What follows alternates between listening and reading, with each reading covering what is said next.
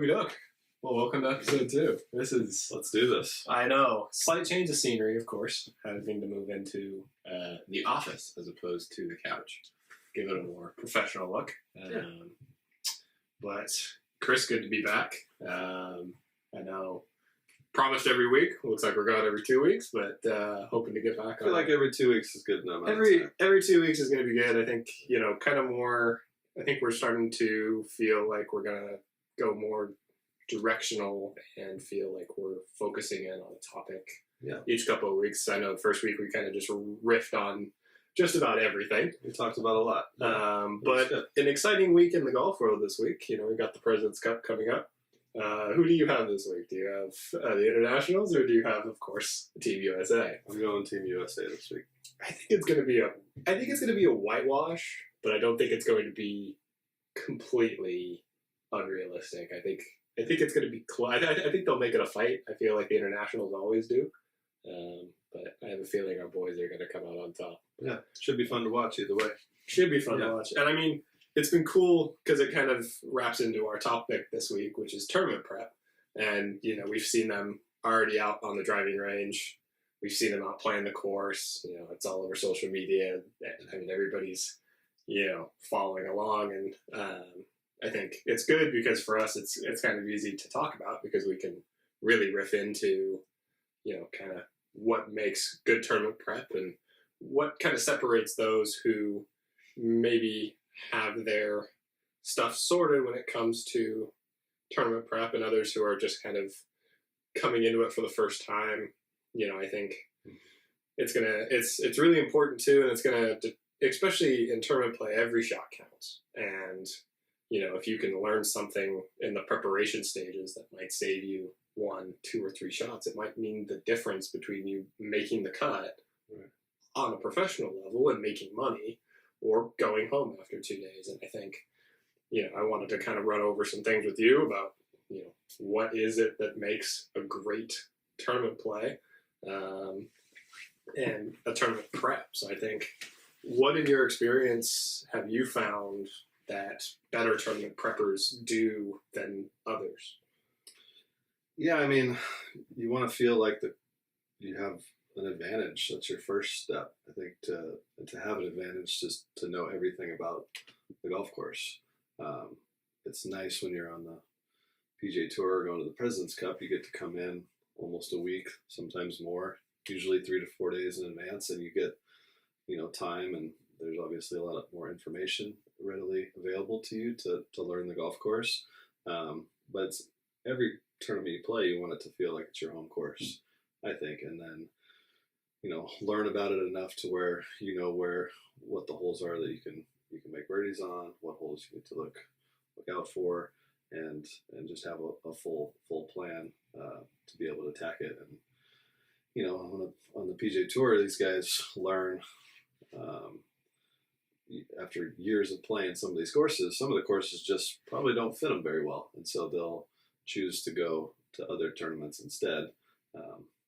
So I think for something like this week, if it's a course that none of them seen, I think they've played this one before. Where are they playing this week? Quail Hollow, I believe, is going to be this week. Yeah, the Charlotte, North Carolina. Yeah, it's an awesome golf course. I haven't played it, but it's been awesome to watch on TV. I think so. They have, most of them will probably have quite a bit of history already with the golf course, and I mean, there's just a lot of information if you have the time to gather from lines off the tee, how the fairways are running, how the greens are reacting on approach shots with different clubs. Long irons, are you able to hold the green coming into the green? Wedges, is the ball spinning, or is it skipping 20 feet? Like, all that type of information is the stuff they'll be figuring out this week.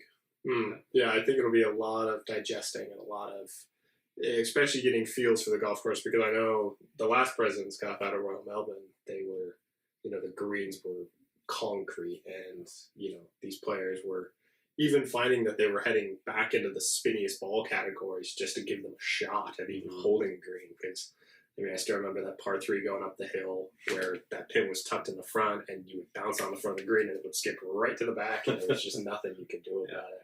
But I mean, at least in terms of our junior players, they obviously don't have the time or the luxury because they're juggling other things. They're coming in, maybe playing the course once for a practice round on a Friday afternoon after school, getting ready to gear up and play Saturday, Sunday. How do you make the most of a practice round, a really rushed twilight round when you're trying to see as much of the golf course as quickly as possible? What for you are the most efficient ways to kind of soak up that information as quickly as possible on that Friday afternoon? Yeah, I mean, before I get there on a Friday, I've already used, the Blue Golf on our tournament app. You can look at all the holes. You could print out, the whole maps. You could have a little booklet to show, what the holes look like before you get there, and maybe study what you think you might want to do on that golf course, and then, get right to it and get to the first hole and start taking notes on where you want to hit your drive. It's hard, like you said, on a Friday afternoon, and most tournaments don't want you hitting extra balls anyway, since we are playing public golf in the afternoons and pace of play is an issue. But figuring out, which club to hit off the tees. Fairway might be wider at certain points, so figuring that out is good. And then, like we talked about pro shots, if the ball spins from further back and you're driving it down to 50 yards all day, laying back is an advantage. So right. Things like that. And then, like I said, if you're playing a quick 3-hour, 4-hour round late in the day on a Friday, just really get your speed down on the greens. Hit a couple extra chips off the side of the greens to see how the greens are reacting to your chip shots. Got to get into the bunkers and see what those are like and have a plan. Bunkers are different pretty much everywhere you go, so figuring that out. And then just anticipating, maybe the night before, looking at the weather, seeing what the weather's going to be like. If you get to play your practice round, it's like ideal conditions, that's great. If it's the same for all 3 days, perfect. But if you're doing a Friday afternoon late practice round and almost in the dark, and then you tee off at 7 a.m. Saturday morning and it's overcast and it's cooler out, or it's just thicker, the air's thicker, like we go to Sandpiper later this fall, you show up and it's usually just a big, absolutely, huge just a cloud of fog, right? You're you tee off or you warm up in the dark, and you get to that first hole, that ball is not going far at all early. So if you think you're going to be playing your 3 p.m. in the sun golf, you're not. The ball's not going to go as far. So those are the little adjustments that you have to make to be ready to actually compete and put the ball in good positions, especially on a course like Sandpiper where long is bad, short is better. You have to figure that out. So right, yeah, especially on those greens out there, that's just a whole nother level of brutal. I think for me, when I try to play a practice round, it is. I'm the exact same way. I just try to soak up as much information as I possibly can. I mean, typically, even on the practice green, you can get a pretty good idea of what type of grass it is.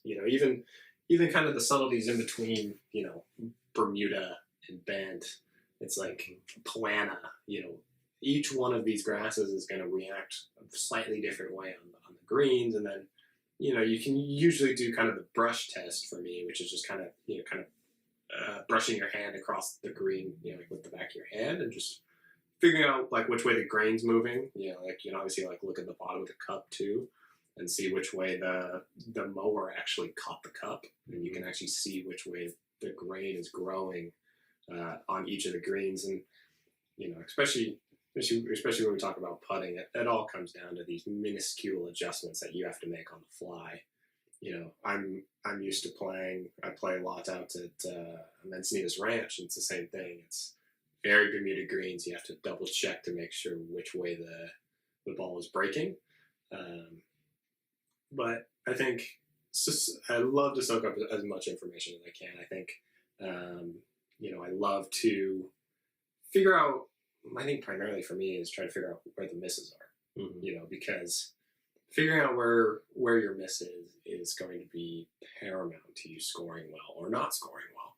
If you can turn an out of bounds ball into a ball in the other fairway, you're going to save yourself 1 to 2 shots there right off the bat. And it's a huge difference, and it's one of those things that we don't really think about as because we all just assume that we're going to have perfect shots all the time. And that's a great thing to think, but the reality of golf is nobody's perfect. Like, even the pros make bogeys and doubles. Colin made a 9 or 10 in the Tour Championship, which is arguably the biggest tournament of the entire season. And it happens. Like, we are human, but it's, I'm sure he planned out thoroughly in his head where he wanted his miss to be, and he just physically didn't make a good shot, and that's okay. We have to accept that. We're human. But especially off the tee, like, I love to, because I know for me, my miss is left, so I always take careful note of, where is that miss left, and when can I not have it? Right. When do I need to just maybe take a 3-wood off the tee and make sure I miss right? It's these small things that might end up saving you 1 or 2 shots down the line, and it might not seem like a huge deal, but it's if it drops your scoring average by 2 shots, that's going to make a world of a difference to a collegiate coach. It's one of those where it might make your team win at the end of the day. Right. And it's these small factors that just compound. And then I know in college, at least, we get the pin positions during our practice round, and so we can kind of chip to these shots and have a feel for what's going to happen. Because obviously we at FCG can't pre-plan the pins as much. Is there anything? Do you find that you can kind of pick a spot on the green where you think the pin is going to be? Do you typically take that much note of what you shoot in the practice round, or are you just trying to just gather as much information as possible? Yeah, I think it's more important just to gather the info where they could potentially be, and get the yardages if you can, if you have the time to, see where the bunker is, how many paces from the front to the bunker that maybe be on the left side of the green. And then know what, like, you don't have to do that every hole. If the hole's really hard, I think the middle of the green is probably fine. I remember, share this short story. My friend caddied on the PGA Tour for one event for Scott Fiercy, a good friend of ours, and it was at the Disney tournament. This is 20 years ago. And he was marking off and walking the back right corner of the Disney green, which kind of looks like a Mickey Mouse head, so the back right corner. And he looked at him. Scott looked at him. He's like, "What are you doing?" He's like, "I'm figuring out for this back flag what the yardage is." Like, "I'm not hitting it back there." and Scott was like, and Ryan's like, "Well, why? What if we need to?" He's like, "It costs me too much money to hit it there. I'm playing the percentages. I'm hitting the middle of the green and I'm putting to that corner." Right. And I think there's a lot of holes that junior golfers, college players, all need to play more to the center of the green. There's times and places to be aggressive, and you got to figure out when those are. So actually going back to, like, gathering the information, if you're going to a new tournament or a tournament you haven't played at before, of course, I like to look at previous results of tournaments that were there with good players and look at what holes, people were struggling with, what holes people were making those birdies on, right? Like Sandpiper hole 1, everybody's going to make a lot of birdies on hole 1. Right. Right. Then you get to a hole in the back, like hole 11, the par 3. I mean, double city. Everybody makes so many doubles on that hole. So figuring that out and then going, okay, well, why? And then you go play your practice round and you go, okay. Oh, I know why. That's why, right? And just like we talked about in the last podcast, if the hole is under 380, why? What is, if it's for the back tee, what are they trying to, do to you out there? So right. Stuff like that, I think. But yeah. Well, I find the exact same thing. It's like, well, it's funny too, because sometimes we can kind of get in our own head during that tournament and be like, oh, I have to make birdie here. Because it's, yes, you have an idea in your mind of which holes you should be birdieing, but then it's another thing to actually get in the tournament and let yourself ease into it, right, and let yourself hit good shots. Because I know for me, it's, especially at your home course, what holes you have to take advantage of, but it's actually getting out of your own head and just letting yourself play the hole well, instead of getting so cramped up in what you need to do, right, that you can't actually execute it because you're too busy thinking about the end result. I think that it always goes back to, and sometimes it's the flip side, and we can kind of psych ourselves out on a really difficult hole and go, oh man, this is a really tough hole. It's okay if I make bogey. It's like, well, you just allowed yourself to make a bogey. Right. It's like you shouldn't. You should still try to execute good shots. And I played Palma Valley Country Club for the first time on Friday. 7,300 yards. I had no idea it was that. It's gorgeous. So and I think it was kind of a good thing for me because I was seeing the course for the first time, and it's brutally long. I went driver 3 6. Oh my! I went driver 3 wood into it and still had a 20-yard chip in, and I was barreling into the wind. That's just such a hard hole now. Right, exactly. I mean, par 71, you're playing 7,300 yards. It just seems impossible. But coming back to kind of that mental prep was I kind of left myself open-minded to what I was expecting. I mean, obviously it wasn't a tournament, so I wasn't that stressed about it. But it was, knowing that it was a long golf course and it was okay that I was going to make a couple bogeys here and there. But you probably didn't know you were going to swing that hard. I know, and it was windy, it was long, and I was, but it was kind of letting myself play golf instead of getting caught up in, because there were no holes under 380. Their shortest par 4 is 410, and so you're sitting there and you're like, well, I went driver wedge for the first time today instead of going driver through. It's open golf. Exactly. Oh, absolutely. But I know. And coming back to your thing about the story with Scott Piercy, the fact of the matter is playing to the center of the green is always going to be a percentage play. And it's, a lot of us get caught up in the fact of flag hunting. Mm-hmm. We all want to go flag hunting. We all want to make birdies, and that's great. But the statistic remains where if you're hitting all 18 greens, you're gonna shoot under par, assuming you are a semi-competent putter. You are going to shoot under par. And not many people realize that, if you're just firing at the middle of the green every time, but you pick such a precise target in that middle of the green, because obviously, if you just, my mom likes to say, start small, finish small for your targets. And so she would always tell me, Connor, I want you to pick out a really specific target. I want you to pick out, a limb on a tree, not just the big tree. Pick out a point on that tree, and you're trying to hit that very precise point. And I think for me that changed a lot of my game, because I used to be a player that was like, oh, I just want to hit the green here. Mm-hmm. And you're giving yourself a 30-yard wide target, and you're gonna miss it. You're gonna miss by another 20 or 30 yards. When you start to dial, you can basically convince your brain to dial in this shot where even if you're missing by 5 or 10 yards plus, and you're still either just greenside or still on the green, and you're very manageable. And I think I get caught up in this too, where I'm trying to go flag hunt from 210 yards, and it's like, the percentage of this is just, especially with a 4-iron in your hand, and you're here just belting it out. It's like, how many times am I actually going to hit precisely the line I want to a back tuck pin? It's like, why am I just not? I should just pull out a 4, hit it easy, hit it in the middle of the green, just like Scott Piercy did, and just make a 2-putt and walk off. And there are That's good advice to yourself. Yeah, I should try it sometime. I know, I really. But it's so hard because you get all this adrenaline rush during that tournament. You're like, you have like a string of 2 or 3 good holes, and you think you're king of the world, and you go into the next hole and you try to fire off a 4-iron at a back tucked pin with a false front, and all of a sudden you're making double. And the reality of the matter is that happens way too much than I would like to, way too much.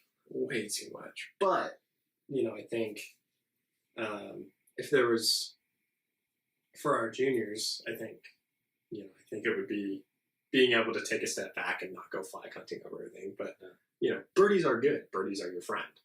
They are going to push you deeper and deeper into the red. But at that point in time, if you don't do the proper mental prep, a double is going to wipe out 2 or 3 holes of really good work. Yeah. And I think that is the most frustrating part of golf is, you can have 2 or 3 great shots or 2 or 3 great holes, push yourself, be really proud of yourself for those 2 or 3 holes. And then you can just kind of lose it there in that one little loose swing. Mm-hmm. I know our last collegiate series at Encinitas that I played, I did the exact same thing. We played the backstretch, like at Encinitas, 10 through 14. And I birdied at 11, and then I birdied 14, and I was super stoked because I hadn't made anything up until that point. I just made like a 2-putt birdie on 11. And then I get on to 15, which is my miss, and there's OB left. And I took this big, deep breath after making that 6-foot birdie putt on 14 and promptly hit 2 OB. Ooh. And it's like, and it is, I did 5 holes of really good work, Mm-hmm. and I let myself get complacent Mm-hmm. in, how I was playing, and all of a sudden I was back to square one, and then all of a sudden I'm back to 2 over after 6, and I was 2 under after 5. And Yeah, it's tough. It is, and it's tough because. Is there anything you could have done different in your prep for that? I think definitely. I think I know that the miss is left, but I think even kind of recognizing our own tendencies after a good hole. Yeah. And I think it's keeping that mental focus during the round. That's a requirement in order to stay, in the zone. And as opposed to, I really felt like I just got, late. I would say lazy almost. Yeah. And I would say, Easy to do. it is really easy to do. And I think, the key is to just make sure that you're playing shots instead of, Right. we can kind of get lost in how we're playing and, oh my goodness, I'm going to have a great day today. Mm-hmm. And then reality comes and slaps you in the face and goes, well, wait, you're actually human. You're going to hit a bad shot. So I think if I had to change anything in my mental prep, I think it would be, I should have learned after the first day because I actually got caught in a bear patch in the fairway and made bogey the first day because it was a bear patch and I scolded over the green and I thought to myself, I should probably take 3-wood next time because the miss is Well, if you right. practiced and knew where the dirt spot was, I know. you shouldn't have hit it. I know, and I got lazy and didn't even have a practice round. And obviously, in a collegiate event, or a professional event, they would have marked that out as ground under repair. We don't have the luxury of doing that just because we operate typically on that public scale basis, and got to go through them. But I think so. I kind of want to gear into more like pre-round mental prep. Yeah. On the day of the tournament, right? You've done all of this prep, and you've ideally you've looked at the course on Blue Golf. You've had your practice round on Friday. You've taken your notes. You know what to expect in terms of hard holes and easy holes. You've done all the mental prep work. How do you put that together on the day of the tournament? How do you A, practice to gear for that, and then B, how do you go out and execute? Yeah, so tournament days is a very fun day. As me for a tournament, I'm very excited. I want to play golf tournaments, right? So, I remember years ago learning on TV, listening to Johnny Miller talking about how he wakes up every day and he does everything really, really slow to try to take out some of the anxiety, take out the rush. So I think the prep starts the night before, but when you wake up, I remember he's saying something about brushing his teeth slow, like walking to the car slow, get out of the car slow, like, show up. I usually try to get to tournaments like about an hour and 10 minutes before my tee time. I get there, I get out of the car, I look around, I try to just get acclimated to the scenery and what's going on for the day,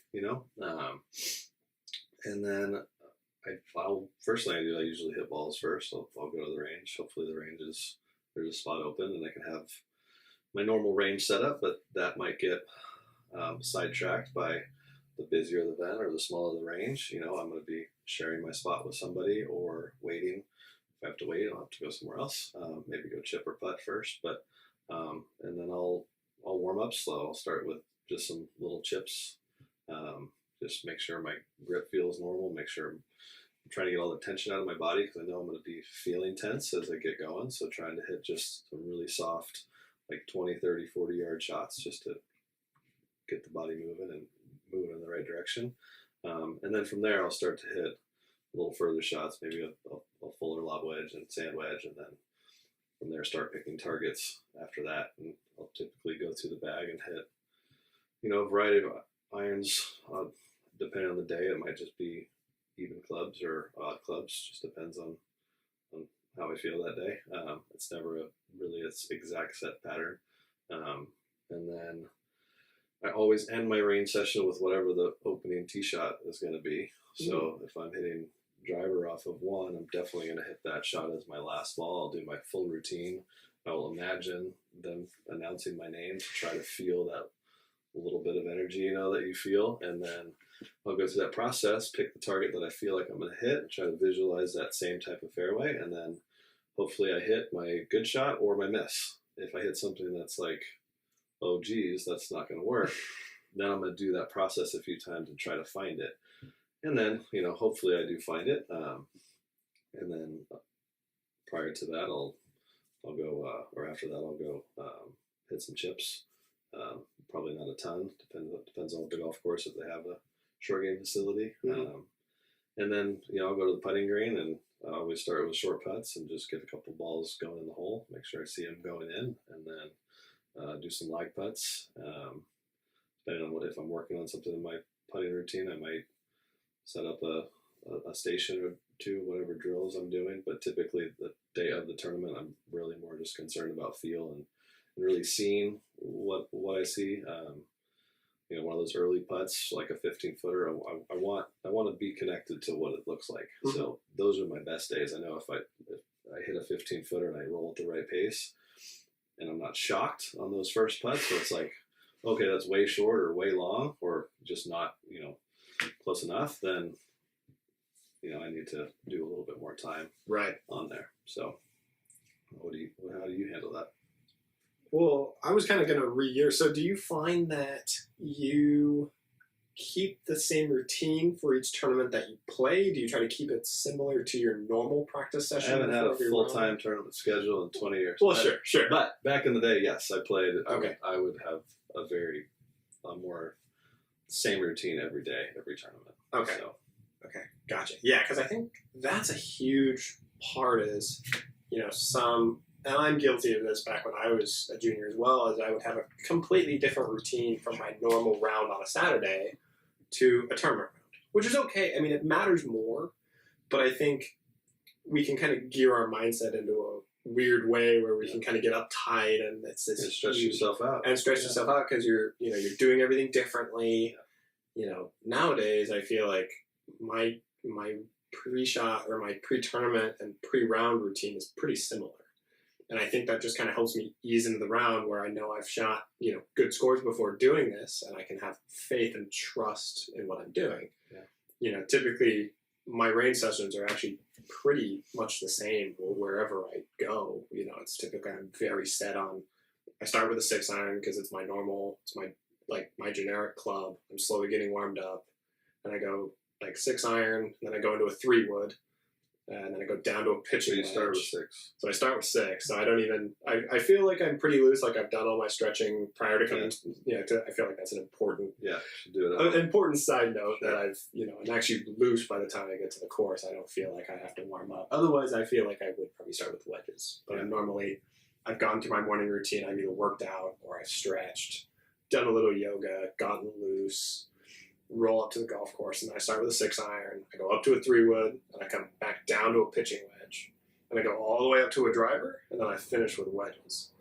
And for me, the wedges is the most important part because I feel like we get jacked up after we hit a bunch of drivers, 5, 10, 15, 20 drivers, and all of a sudden your adrenaline starts to flow, and you're feeling ready. And it's like forcing yourself to come back down and hit some wedges. It's just kind of that way to tell your body, okay, you don't need to get too jacked yet. We're still, you need to find your tempo. Mm-hmm. And for me, the wedges for me are my ultimate tempo.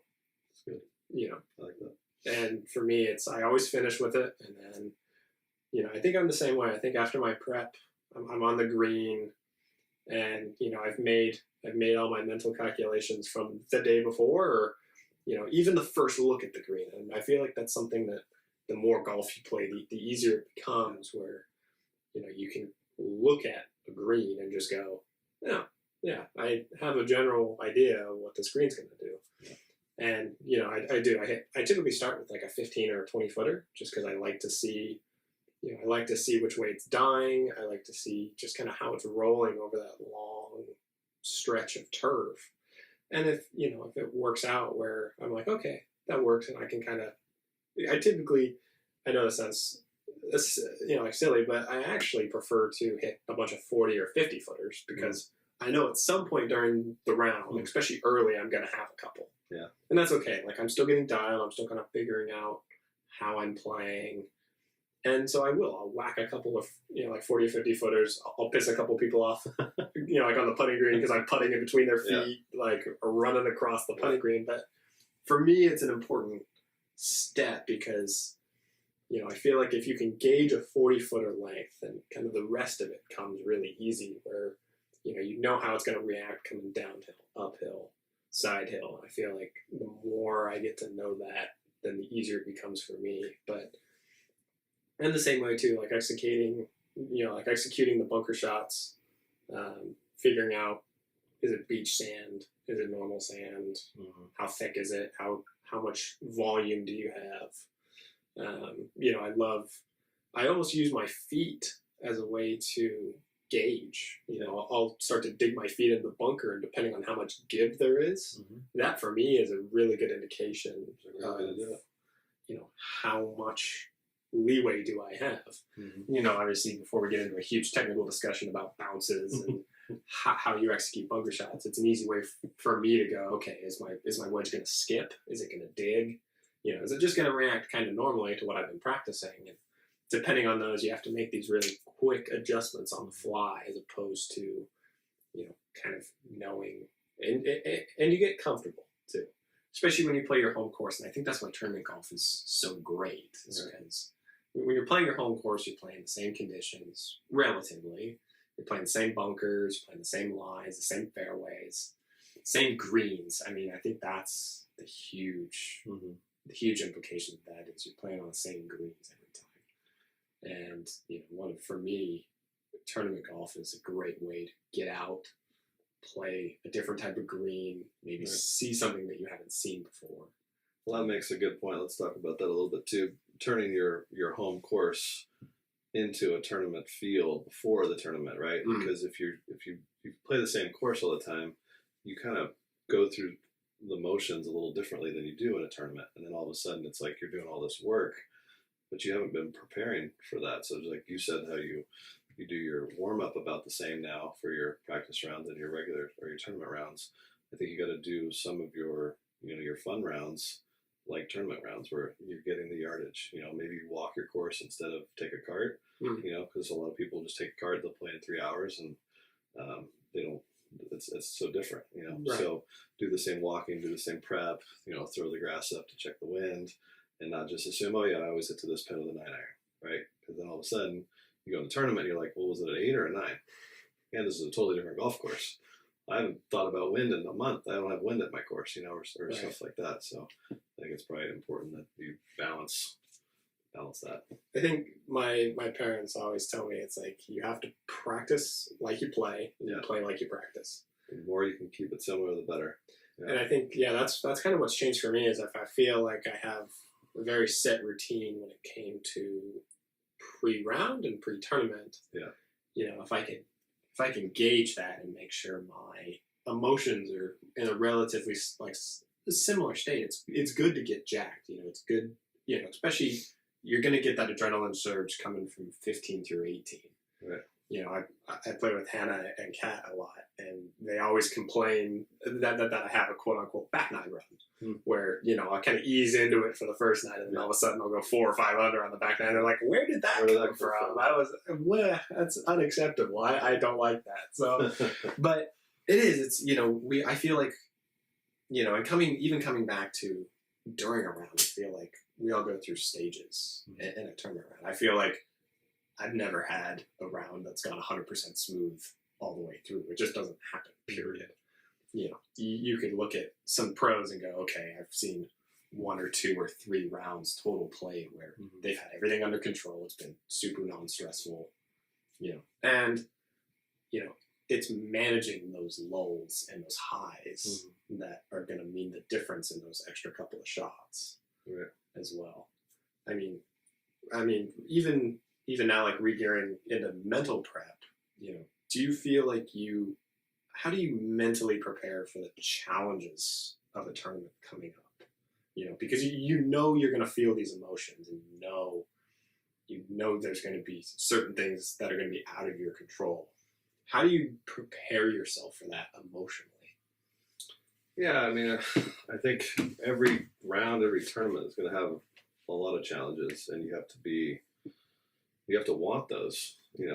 It's easy, I think, too, for junior golfers to kind of be fearful of stuff that everyone's fearful of, but that's the beauty of golf, is learning how to overcome those challenges. So I think with everything in everyone's life, you're trying to be ready for everything that's coming at you, right? And so, I think it's hard to say what's an easy way to really handle that, because that's a very deep issue to figure out when you're going to be very confident for every moment. So it comes through experience. I think the more success you have in tournament play, the more you'll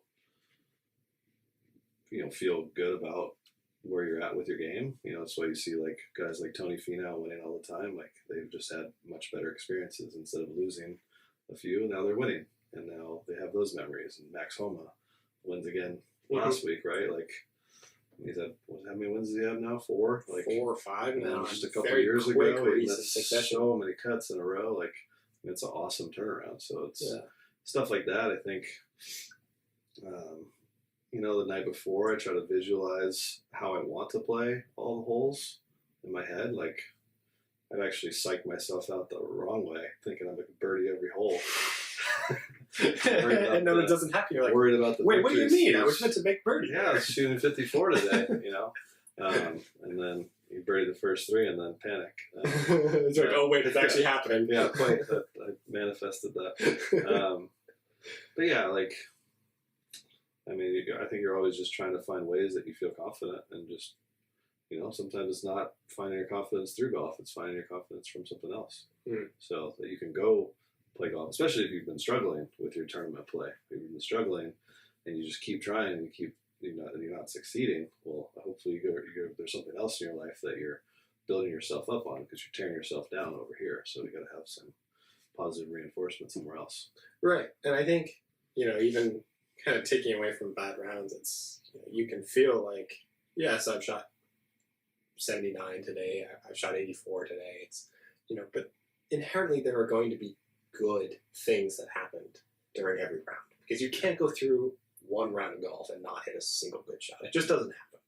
I don't know, I hear it on the lesson tee sometimes. Everything's bad. Yeah, everything's bad. Coach, it sucked. Break it down. I'm like, well, I had like 4 1-putts from 40 feet, or like just some random stuff. I'm like, okay, well, everything wasn't bad, was it? And obviously that's attitude, but right. Yeah. But I think the attitude makes up a huge part of that too, and it's this willingness to learn and accept that hey, if I have a tournament where I felt like I did everything right and I still didn't play very well, maybe go back and look at how did I prepare, maybe even change it up a little bit. It's taken me 10 years to come to a routine that I like and I'm confident with, and I feel like I can play good golf after I do it. Yeah. But that's 10 years. Yeah. It's golf is not just like something where like you listen to our podcast, yeah. like you go out and play golf and you shoot like a 64. Like it's not what's going to happen. Well, I hope so. I mean, I'm hoping that's why we're doing this. I'm hoping for all of our golfers that is going to be the case, but it's not going to happen right away. Yeah, exactly. And golf is not a linear game, and I think that's the hardest thing for us to accept. Where I gave up the game for a year when I was 14 because I wasn't making linear progression. I was getting better, but my scores weren't reflecting it. Sure. And so, to me, that equated to getting worse. Right. And tough age for that too. Exactly. You weren't mentally ready for that. No, absolutely not. And when other distractions come in, you start 9th grade, everything starts to get serious, and you go, wait a minute, I was meant to be getting better. I meant to be start getting noticed by college coaches. You can get better at golf without the scores to reflect it. Oh, for sure. And that's the hardest thing to accept. Even like even my recent swing change where I felt like my hands are getting pressed, like farther forward both at the start of the swing, like at an impact. I know I'm getting better technically. Mm-hmm. I know I am. Mm-hmm. But my scores aren't reflecting that. And that for me is really frustrating, where I know at the end of the day, I know I'm going to come out better. But it's trusting that process and going, okay, I can trust myself to get better. Yeah. And it's okay if I have a month or 2 months or 3 months or 4 months of average scores that don't reflect the changes that I'm making, because I'm still making progress. Right. And that's okay. We're allowed to give ourselves time to make progress. And I think that's the most difficult thing about golf is, accepting that we're not going to get better every second of every day score-wise. Mm-hmm. You can improve so much without having the scores reflect that. Right. And I think that for us is kind of the hardest thing about golf. It's hard for golf. The perspective is key in knowing that you're getting better, because you should be able to feel like that you're improving, even if the numbers aren't coming down. And then there's other things you can do to try to get the numbers to come down. But if mechanics are getting better and the ball's flying straighter and it's less offline as often and it's still not going the hole, maybe your distances are off a little bit, but yeah. Right. Yeah. I think it is. It is, and golf is always a matter of perspective too. It's, we feel like everything should go our way, but at the end of the day, we are imperfect people playing an imperfect game. Yeah. And the reality of that is we're going to struggle and we're going to falter and fail, and we're going to all be all the better for it. Right. And I think that's I think the most important part of the mental side of golf is accepting that there are going to be bad rounds. I think the percentage of tour players who have won a tournament and then gone on to miss the cut the next week is something like 70%. Yeah, it's too high. It's way high. That's 75%, and you're thinking, wait a minute, I just won. These tour pros just won. Yeah. 4 or 5 days ago. Yeah. Should they win every week? Should they win every week? Yeah, it's actually very exhausting to win. It is, absolutely.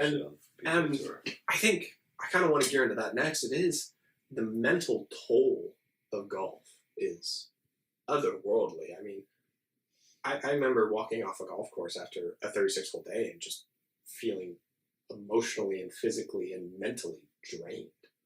You leave, at least for me, I leave everything out on the golf course. Mm-hmm. My brain is on 100% of the time. And in order to counteract this, my old college coach was insistent on bringing out every little bit of nutritional healthy snack possible. So for the 36 holes, he was like, okay, my philosophy is if we can't beat them on the course, we're at least going to beat them with our diet for the day. And he was all about feeling like he'd be there every other hole. He'd be like, do you want any food? Do you want any water? No. You don't get to have a choice. You're taking the food and the water. I want you to feel like you're staying well fed. And it's true. It's something that we don't really think about, that side where, these tiny, tiny things can affect our game in such a huge way, where I've even noticed through a lot of tournament play where when my adrenaline spikes at the end of the round, it can either mean really good things or really bad things.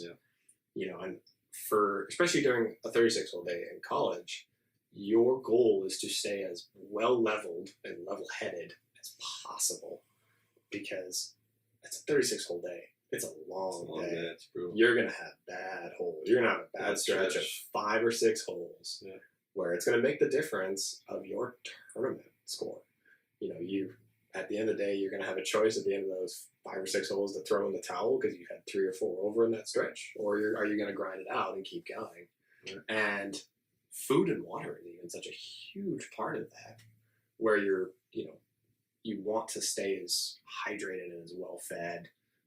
I'm the first one to admit I get very hangry. All of my ex-girlfriends will say this. They are not happy when I get hungry because I turn into a monster.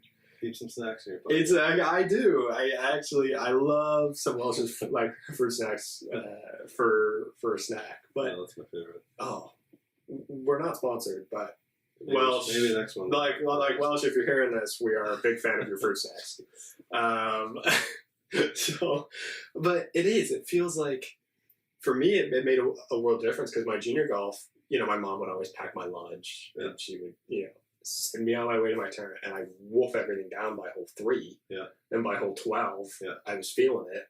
That's when you crash. And I crashed. Yeah. And it's one of those things where just these small things where as a golfer, we can kind of notice our own tendencies, and each golfer is going to have their own tendency. Each golfer is going to notice like what happens when I'm sore and stiff in the morning. What happens, when I don't eat as much. Like what happens if I drink a huge cup of coffee. I've gotten to a point now where I refuse to drink anything sugary or anything caffeinated before during a tournament.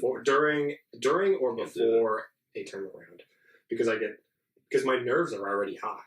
Yeah. And it sends me off a cliff. And I feel like I am just on another planet in terms of nerves-wise, and I can't play golf. Funny story, one time when I was working with Yuki Oriyama, played for Oregon, played for UNLV, he was like one shot ahead at our FCG International with like 3 to play. And he's playing really well. He's like 4 or 5 under the final round. And I get to the 16th tee to watch the last 3 holes, and he pulls out a Red Bull. And I looked at his dad, I'm like, are you serious right now? And I guess he's maybe built a little different. I don't know. To me, it's not the way to play. So like a foreign concept. I was like, no, I'm good. And I was like, I don't think so.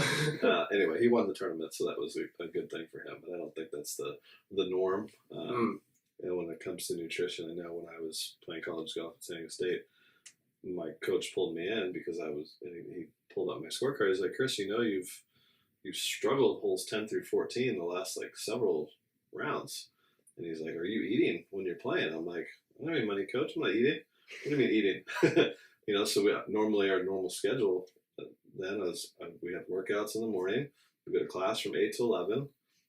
Me and a couple of teammates would grab like a sandwich shop, and then we go tee off at 1 o'clock. So yeah, by 3:30, 4 o'clock, I'm like, I'm done, but I got 9 holes to play. And so I would bogey or double, or I'd have a few bad holes that would ruin most of my rounds. And then we talked about it. I started eating better and started playing better.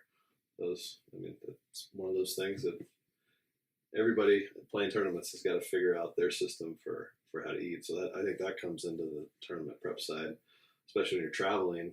What are your foods that you're going to eat? What are you going to bring to the golf course? When you're going to buy that food, where you're going to buy it, and be fully prepared. Luckily, if your parents or somebody's with you at a tournament, they can carry some of that stuff. Of course. But sometimes if you're playing a round of golf, you need to bring a lot of stuff, and that's helped a lot of students play better. Is jerky. What are some of the snacks you eat? You can't just eat jerky. Definitely jerky. No, I can't do as much. Well, I can only do like 1 pack per round because otherwise it spikes my sugar and I'm off a cliff. But typically it's a piece of fruit: banana, apple, orange, nectarine, peach, and then that's kind of the front 9. And then kind of the middle of the round, I'll always have a sandwich pack of some kind. But I also don't like carb loading in the middle of the round. I feel like it weighs me down. Right. I feel like my swing gets kind of clunky because I'm too busy digesting. I think for me, I love the lighter foods, granola bars, a couple of pieces of granola even are really handy, especially in the morning too, because you feel like you need to eat breakfast. Yeah. And so, it's always kind of a bite of a piece of fruit, a bite of granola. Right. And then I'm kind of moving that in the middle of the round, and I'll start to nibble on a sandwich. Trail mix without M&Ms? Trail mix without M&Ms is a perfect idea. Yeah. And then typically towards the end of the round, if I need that adrenaline spike, I'll go after some jerky, or I'll go after,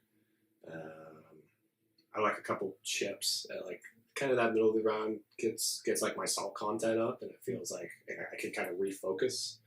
But each person is so wildly different, and I think that's going to be the hardest part for our golfers is they need to figure out, and I think this is what's going to matter the most is they need to figure out their own routine, because obviously each person is wired differently. Each person, practices differently. They warm up for tournaments differently. But I feel like if they can figure out a routine that works for them in the middle, just being able to grind out, play in a bunch of tournaments. Just go out and play tournaments. Just play in as many as you can. Doesn't matter what they are.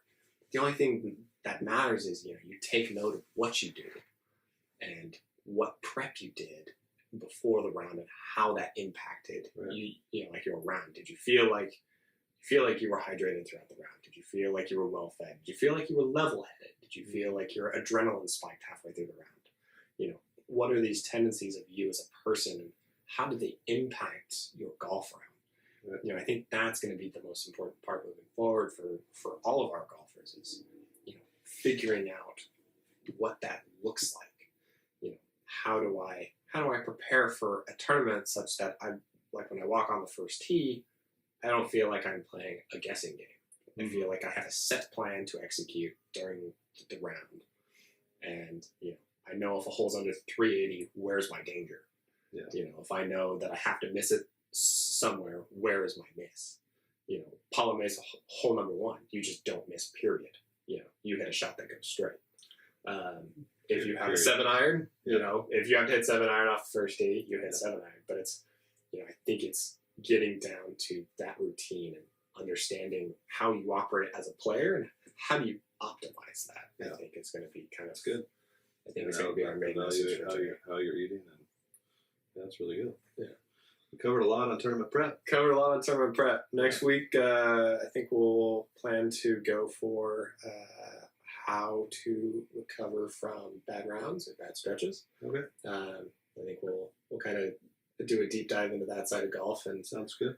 I think we kind of touched on it a little bit, but I'm looking forward to going over it more in depth here in a couple weeks. Let's do it. All right, Chris. Yeah. Pleasure as always. Yep. Thank you. Thank you. Thanks for watching.